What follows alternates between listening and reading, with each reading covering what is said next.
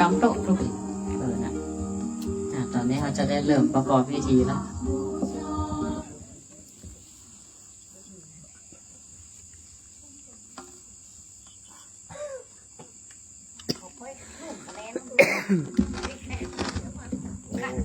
เหลืองนั่นเอาไว้ก่อน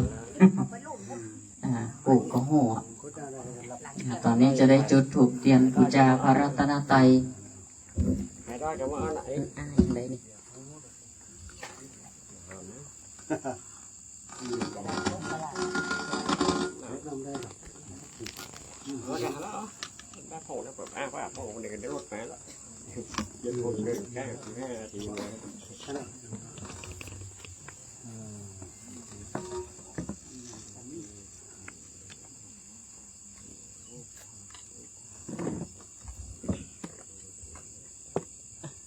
ช่วยพระอาจารย์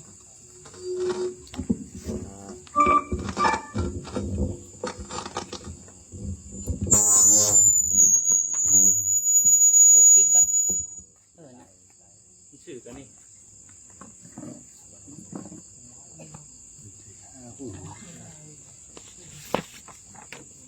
ได้ครับเพิ่มได้คู่แล้วเนาะมันจี้กันต้องให้เน้นโอมบ่เอาแค่ตัวเดียวก็ได้แค่ตัวเดียวพอแล้วเนาะ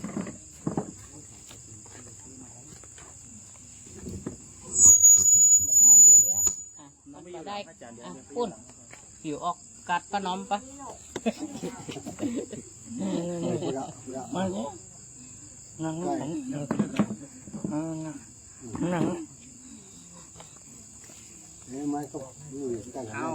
ต่อไปพร้อมเนาะเลือกจุดเตียนสตพันธ์ไม่หลวงเจิญไม่หลวงจุดเตียนสตพันธ์นี่กันจุดเตียนสตพันธ์เหมารวมเลยวันนี้วันสำคัญวิสาขะเหมาเลยนะไม่หลวงเนอะส้มเทียนนอนอยู่ข้างหลังรอเลยที่วางโต๊ะไม่เตียนถูกต้องเตียนมันเจ็ดเตียนสตางค์พันข้างบนแม่หลวงเหมาถึง7 เล่มยืนเลยแม่หลวงบัดเติงเติงได้ต่อหมอกะเล่มกลางเอาเล่มกลางให้ก่อนมันมีไม้สูงมาเปิดเนาะไม้วางเตียนน่ะมันสูงล่ำเติงกับแม่หลวงโอ้ดับตะวันเชี่ยไหนตัวไหนเอามากัน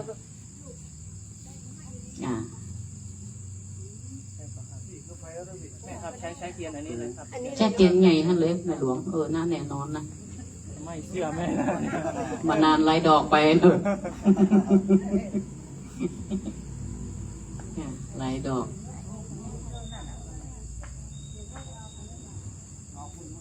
แสงรถออกเวินให้หน้าผลกันแน่แล้วเราบอก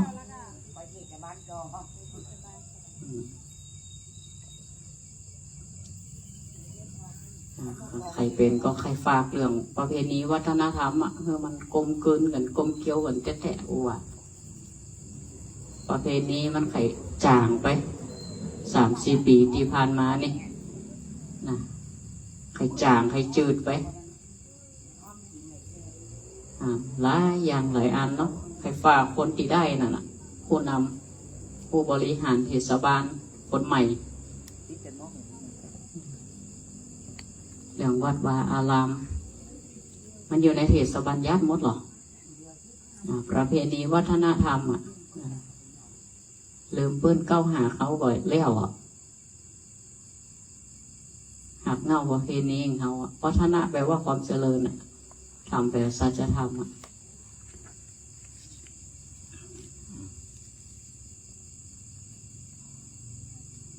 ความเจริญที่มันแสดงออกมาผ่านการกระท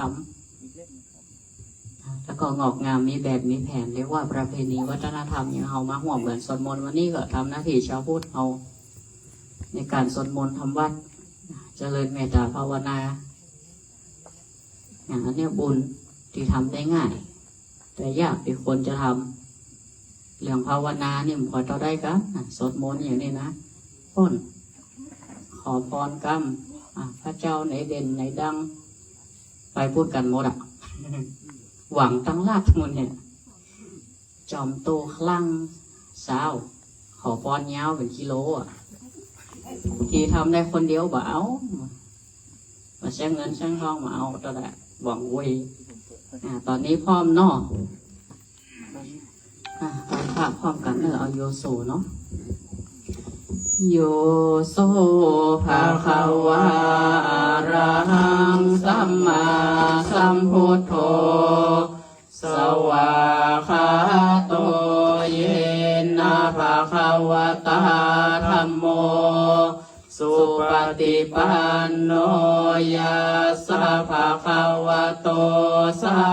วกสังโฆธัมมายังภะคะวันตังสัทธัมมังสัสสังฆังอิเมหิสการเรหิยะทาระหังอโรปิเตหิอภิปุชยามะสาธุโนพันเตภะคะวาสุจิราปรินิพุตโตปิปัจฉิมาชนะตานุกรรมปมานาสาอิเนสการเรทุขตาปันนาการภูเตปฏิคันหาโตอัมหากังทีคารตังหิตายาสุขายาอะระหังสัมมาสัมพุทโธภะคะวาพุทธังภะคะวันตังอภิวาเทมิสวากขาโตภะคะวะตาธัมโมธัมมังนามาสามิสุปฏิปันโนภะคะวะโตสาวกสังโฆสังฆังนามามิหันธรรมยังพุทธัสสะภะคะวะโตบุพภาคณมะกะลังกะโลมาเสนะโมตัสสะภะคะวะโตอะระหะโตสัมมาสัมพุทธัสสะนะโมตัสสะภะคะวะโตอะระหะโตสัมมาสัมพุทธัสสะนะโมตัสสะภะคะวะโตอะระหะโตสัมมาสัมพุทธัสสะต่อไปก็จะได้ยอขันธ์ห้าโกธาอันนี้เนาะเตรียมไว้ยอขันธ์ห้าโกธาเป็นเหตุเกิมเตรียมรับไว้ได้สินใหญ่สินหลวงเนาะสาธุสาธุโอกาสาคาแด่พระติทรายรัตนาผ่านแถวพระแก้วเจ้าหาจำพวกมีองค์พระสัมมาสัมพุทธเจ้าเป็นเก้าเงาเป็นพาทานในทีฆากาลาบัดนี้ไม่มีผู้คาสมณะสัทธาและมูลสัทธาอุปาสกาอุปาสิกาทั้งหลายต่างยิงใจมวลหมู่มานั่งอยู่เรียงกันได้ตกแต่งขันไว้พร้อมน้อมนำมายังมาโทบูผามาลาดวงดอกเข้าตอกดอกไม้ลำเตียนมาจำเนียนไว้เหนือคันปันเป็นหาโกตากส่วนปฐมาวิภาคเบื้องต้นหัวตีจะขอปูจาสุมาการาวะยังองค์พระสัพพัญโยเจ้าวันเป็นเก้าเงาแก่โลกดังสามมานี่พระกรนิพพานไปแล้วเหลือแต่สารุแก้วและคำสอนไว้กับศาสนาบอกได้ขาดได้หาปานพระวสาส่วนตาตุติยาโกธากันทวนสอง โภคาจะขอบูชาสมมายังพระนวโลโกตระธรรมเจ้าเก่าภาคการ10กับต่างพระปริยธรรมเจ้าบ่ฮือเศษเหตุว่าเป็นเก้าอันเลิกและโสโคมานออกมาแต่โมคาตวันพระภูบาลโตดเลิศแล้วไข่ข้าอูแก้วออกเตรียมตัน84,000 คันเป็นขนาดสวนตติยาโกธากันทวน3ปูผาบานงามหลายหลากมวลมากมีถูกเตียนตั้งหลายพร้อมตึงมวลผูคาขอน้อมถวายยอตานยังพระสังฆเจ้าตั้งหลายมวลหมู่อันพร้อมอยู่เรียงองค์เป็นมังกรมงคลอันพระเสด็จพระจินบุตรเจ้าอันบ่อผักโกฏหาในกาลาบัดนี้ใส่ผูคา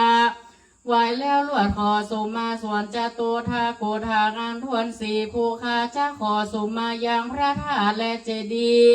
ตั้งไม่สรีมหาธาตุพระพุทธบาติอนุญาตไว้กับศาสนาในโลกาโลกลาอันอยู่จันฟ้ากาเกตแก้วจุรามณีผูคา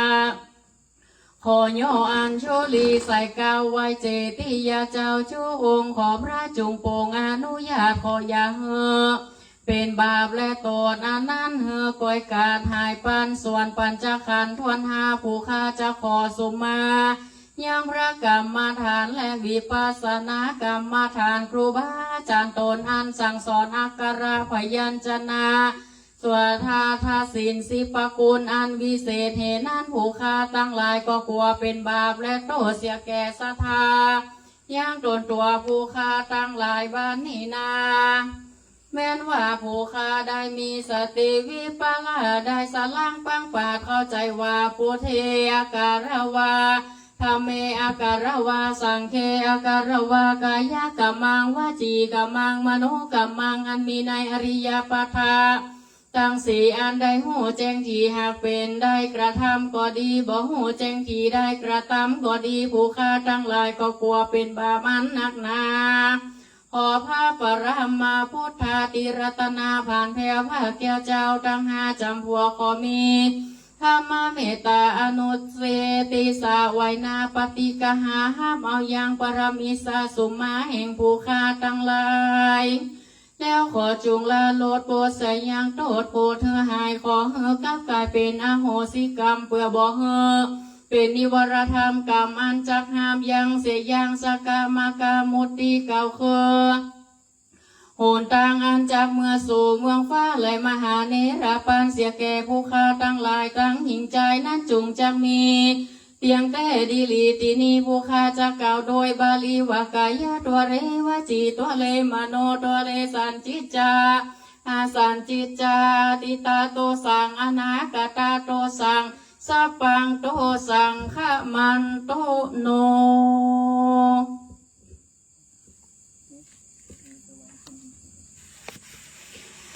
หริโตวานาเมตังสะเมตาภะทันตาอวิคิตาจิตตาปริตังพนันตุสักเคกะเมจารูเปคิริสิขารตเตจันตริเควิมหเนทิเปราเทจะคาเมตารุวนาคาหาเนอารมาวาทุมิเกเตภูมิมาจยันโตเทวาชลธาราวิสเมยกะคันธาพนาคาติทันตาสันติเกยังมุนิวรวัจนังสาทาโวเมสุนันโตธรรมสวนากาโลอายัมพัทันตา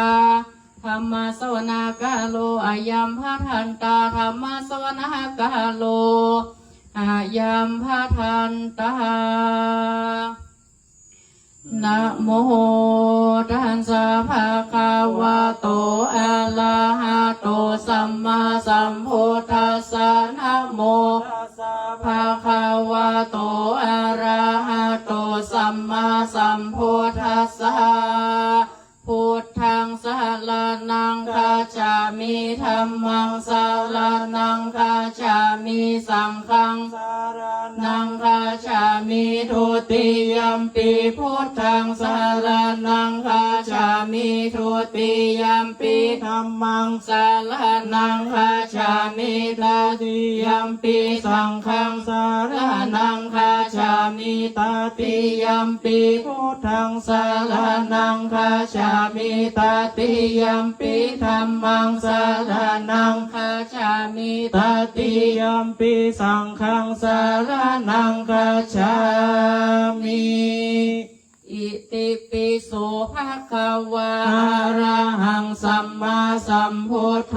วิชาจารณะสัมปันโนสุขโตโลกาวิทูอนุตตโรปุริสธรรมสารถิสัทธาเทวามนุสานังพุทโธภะคะวะติสวาคาโตภะคะวะตาธัมโมสันทิฏฐิโกอากาลิโกเอหิปัสสิโกโอปันนายิโกปัจจตังเวทิตาโพวินโยหิติสุปฏิปันโนภะคะวะโตสาวกสังโฆอุชุปฏิปันโนภะคะวะโตสาวกสังโฆยายะปฏิปันโนภะคะวะโตสาวกสังโฆสามิจิปฏิปันโนภะคะวะโตสาวกสังโฆ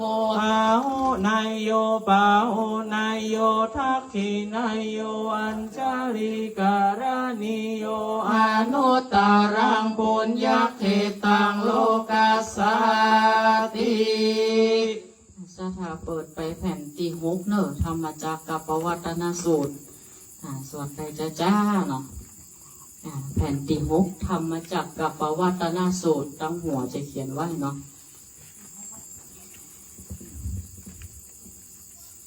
เอ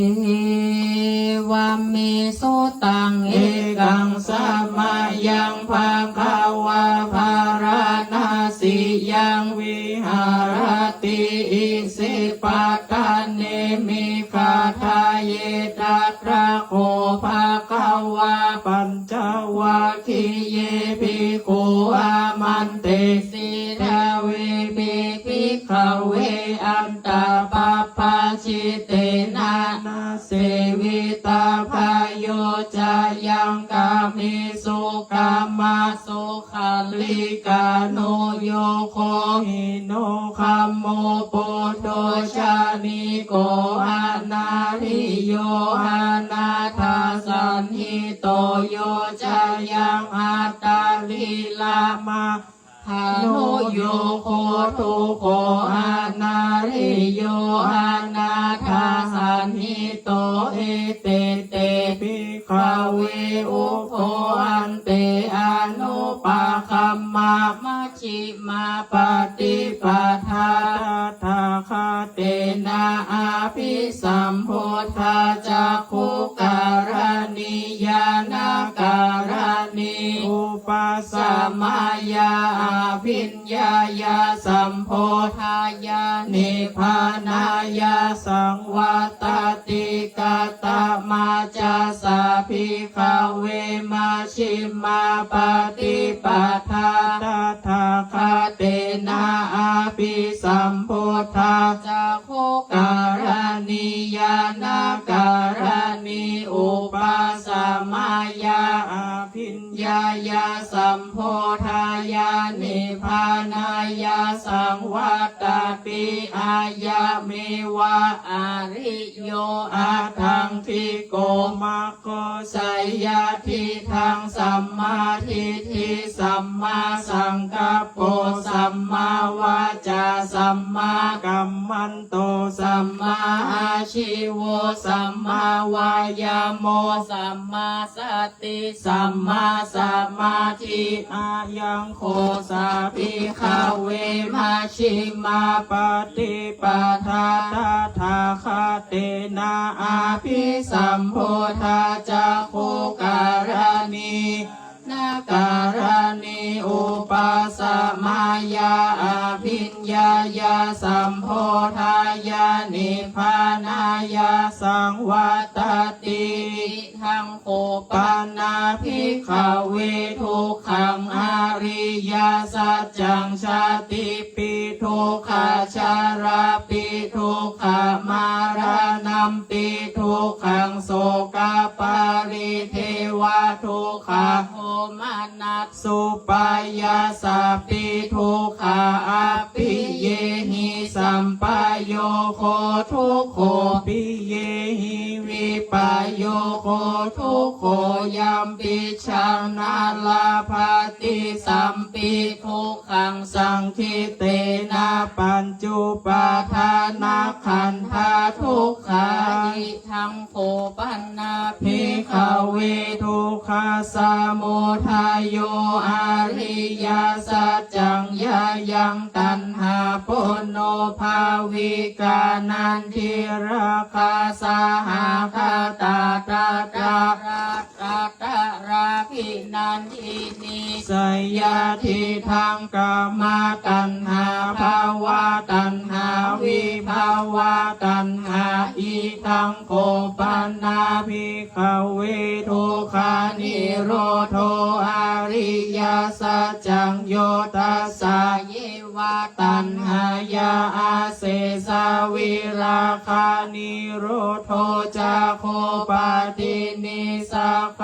มุตติอนาลโยอิทังโคปันนาภิกขเวทุกขานิโรธาคามินิปาติปาทาอาริยสัจจังอายามิวะอาริโยอาทังคิโกมัคโคสยาทิทังสัมมาทิฏฐิสัมมาสังกัปโปสัมมากัมมันโตสัมมากัมมันโตสัมมาอาชิโวสัมมาวายาโมสัมมาสติสัมมาสมาธิทังทุกขังอริยสัจจันติมิภิกขเวปุเพอานาโนโสเตสุธัมเมสุจักขุงโอทาปาทิญาณังโอทาปาทิปัญญาโอทาปาทิวิชาโอทาปาทิอาโลโกโอทาปาทิตังโคปานิทังทุกขังอริยสัจจังปาริญญายันติเมภิกขเวปุเพอานาโนโสเตโสธัมเมโสจักขุงโอทาปาทิญาณังโอทาปาทิปัญญาโอทาปาทิวิชาโอทาปาทิอาโลโกโอทาปาทิตังโคปานิทังทุกขังอริยสัจจังปริญญายันติเมภิกขเวปุเพอานาโนโสเตโสธัมเมโสจักขุงโอทาปาทิญาณังโอทาปาทิปัญญาโอทาปาทิวิ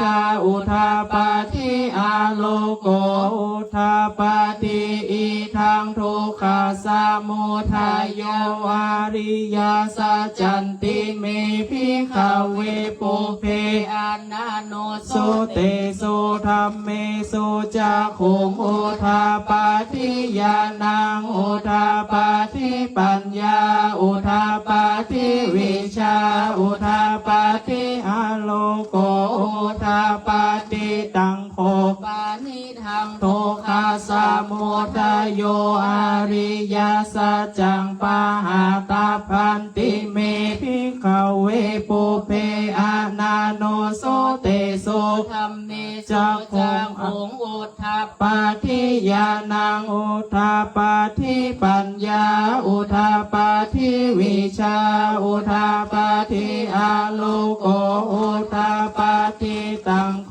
ปานิทังทุกขาสมุทัยโยอริยสัจจังปะหินันติเมภิกขเวปุ เพอานาโนโสเตโสธัมเมโสจะคงโอทาปาทิยานังโอทาปาทิปัญญาโอทาปาทิวิชาโอทาปาทิอาโลโกโอทาปาทิอิทังทุกขานิโรโธอาริยสัจจันติเม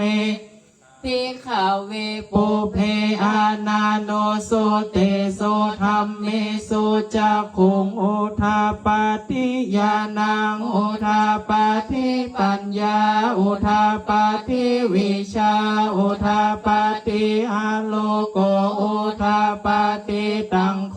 ปานิทังโทคานิโรโทอาริยสัจจันจัชชิกาตาพันติเมภิกขเวปุเปอานาโนโสเตโสธัมเมโสจักขุงโอทาปาทิยานังโอทาปาทิปัญญาโอทาปาทิวิชาโอทาปาทิอาโลโกโอทาปาทิตังโคปานิทังโทคานิโรโทอาริยสัจจันสัชชิกาตันติเมภิกขเวปุเพอานาโนโสเตโสธัมเมโสจะคงโอทาปาทิยานังโอทาปาทิปัญญาโอทาปาทิวิชาโอทาปาทิอาโลโกโอทาปาทิอิทังทุกขานิโรธาคา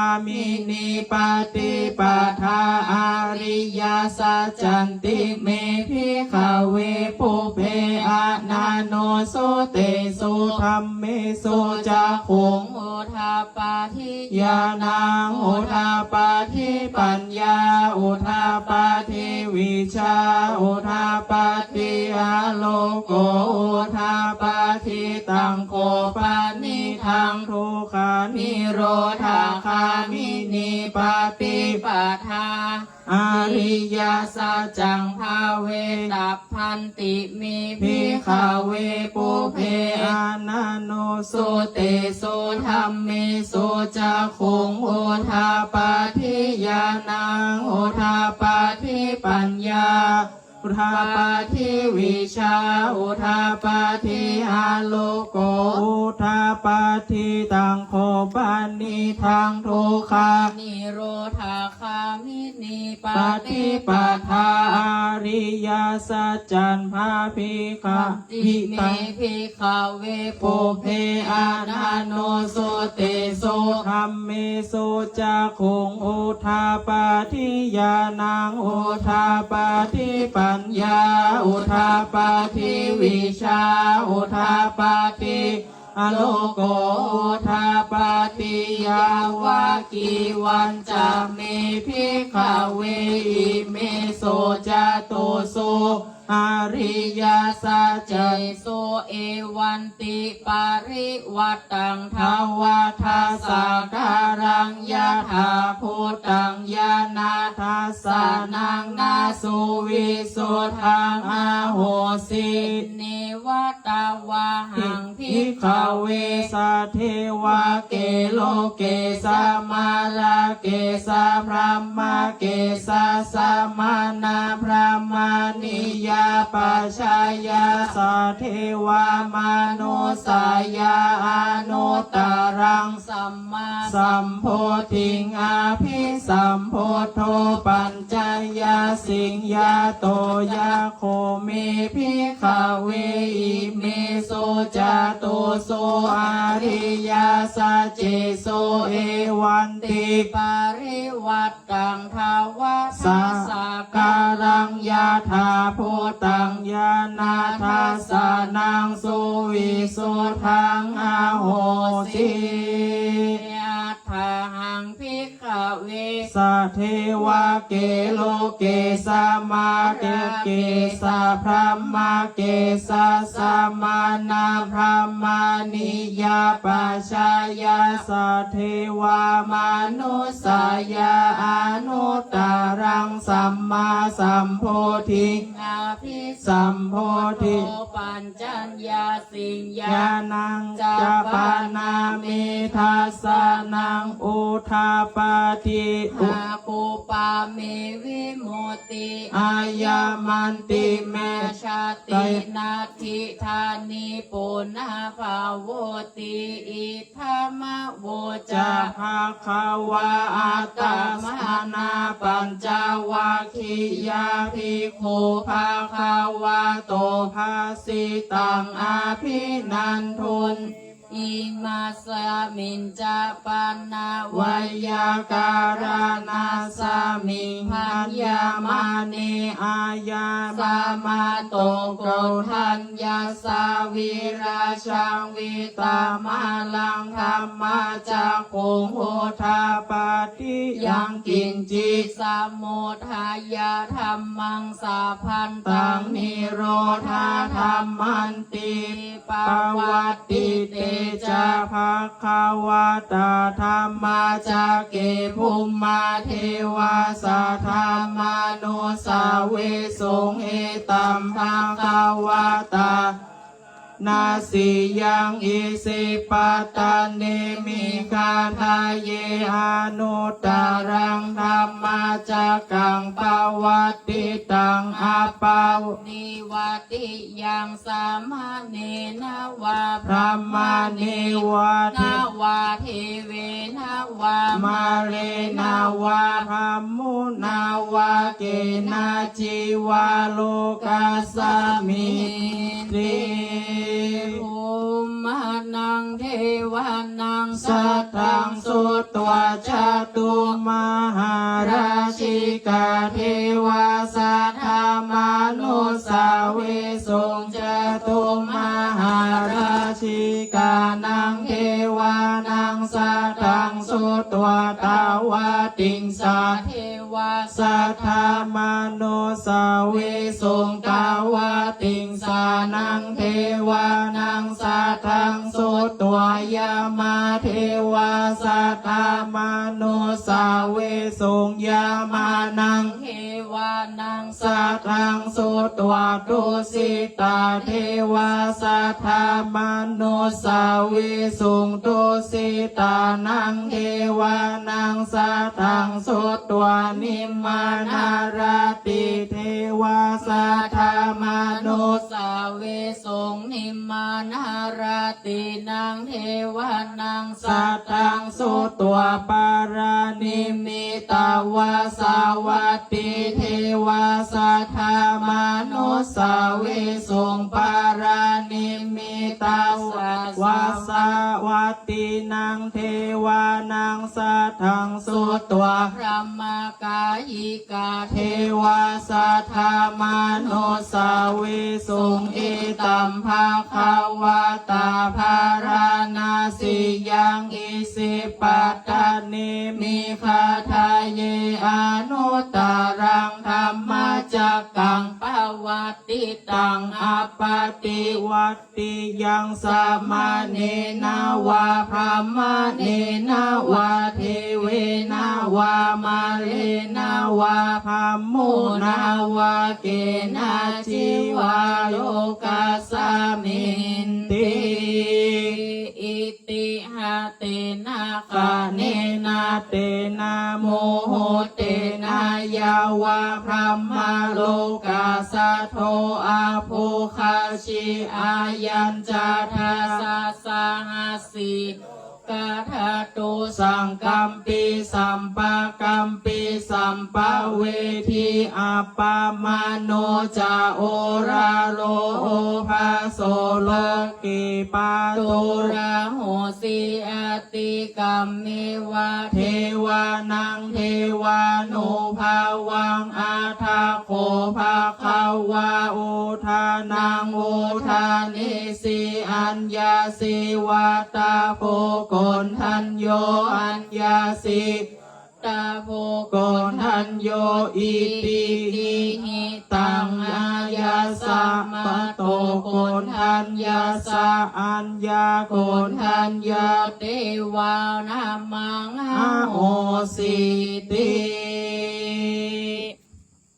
ภาวะตุสาภามังคลังลาคันตุสาภาเทวตาสาภาพุทธานุภาเวนัสสัทธาโสทิภาวันตุเตภาวันตุสาภามังคลังลาคันตุสาภาเทวตาสาภาธรรมานุภาเวนัสสัทธาโสทิภาวันตุเตภาวันตุสาภามังคลังลาคันตุสัพพะเทวตาสัพพะสังฆานุภาเวนัสสัทธาโส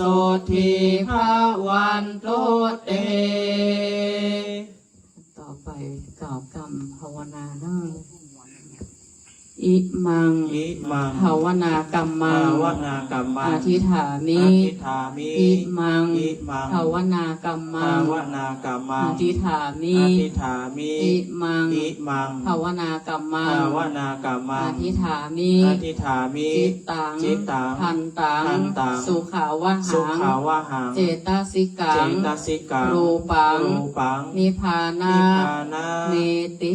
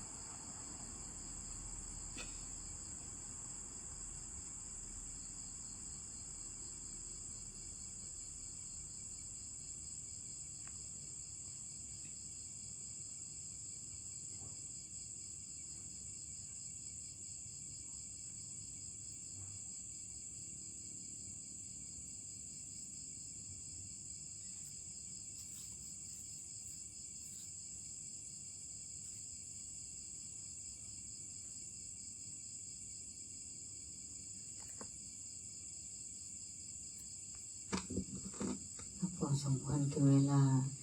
อิมัง อิมั ภาง วนากรรมัง ภาวนากรรมัง ปัจจุทรามิ ปัจจุทรามิ อิมัง อิมัง ภาวนากรรมั ภาง วนากรรมัง ปัจจุทรามิ ปัจจุทรามิ อิมัง อิมัง ภาวนากรรมัง ภาวนากรรมั ปัจ ง จุทรามิ ปัจจุทรามิ สัพเพสัตตา สัพเพสัตตา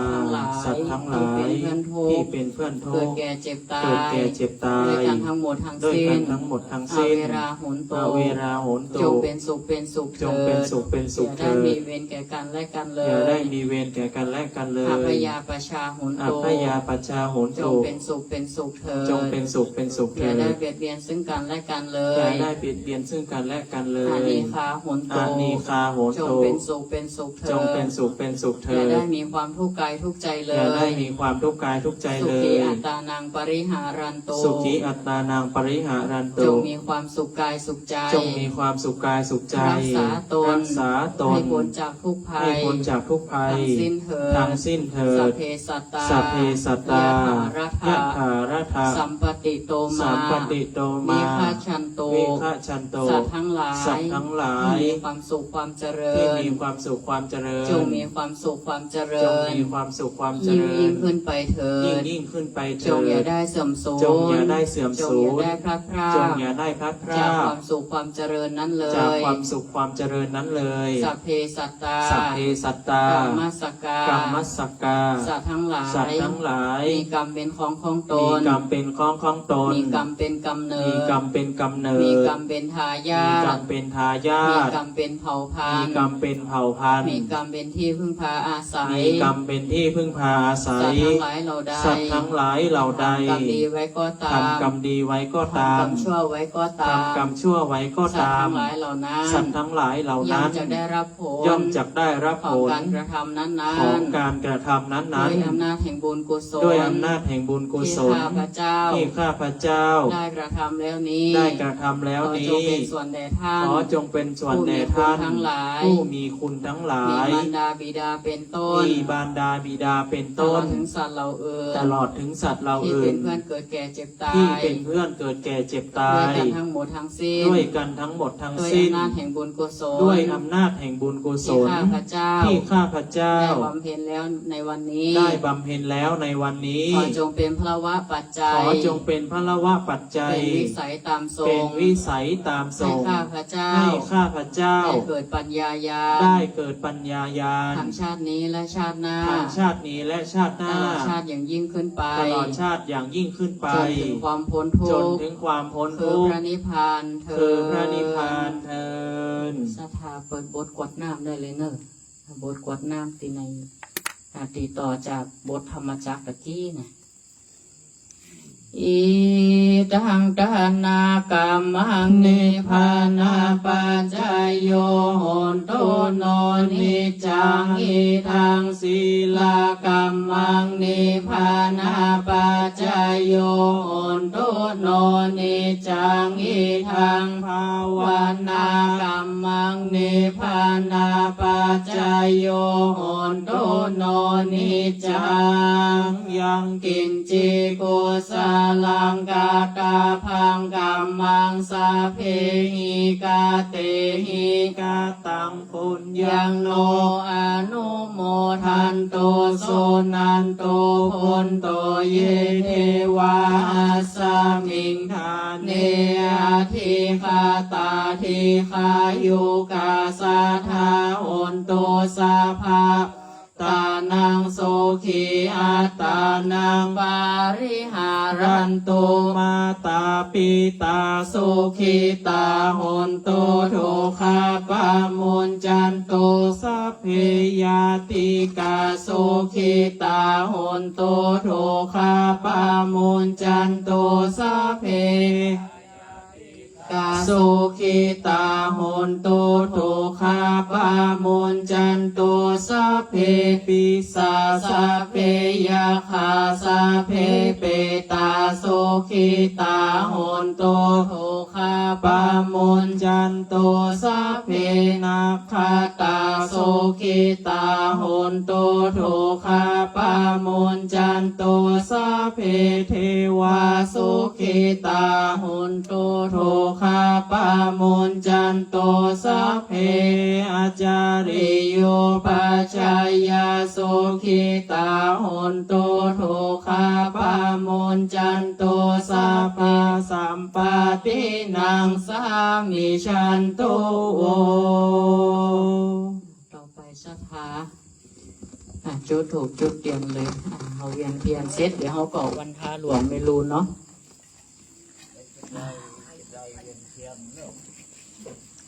ดูวินัยเอาสวยอาจารย์ต้องสวยพระอาจารย์จุดถูกจุดเตียน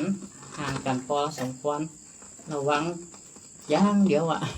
ห่างกันน้อยถี่เพื่อเลอะผ่านมันเล่นงอนกันนะ ถูกมันห่อนนะมันจังมีนะสถานเถื่อนนะบ่ระวัง อันนี้เขาหลวดสวดวันวิสาขบูชาหลวดถวายเป็นพระราชกุศลตัวนะแล้วก็วันที่28จะมีการสวดถวายเจริญพุทธมนต์ถวายพระพรชัยตัวเนอร์